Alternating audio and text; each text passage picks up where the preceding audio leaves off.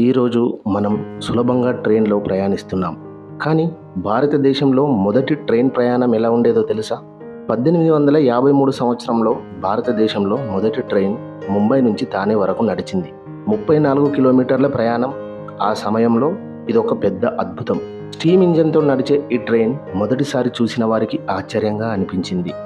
ఇప్పుడు ట్రైన్లు మన జీవితంలో ఒక భాగమయ్యాయి. వేల కిలోమీటర్ల ప్రయాణం, వేగంగా, సౌకర్యంగా. రోజు లక్షల మంది ట్రైన్లో ప్రయాణిస్తున్నారు.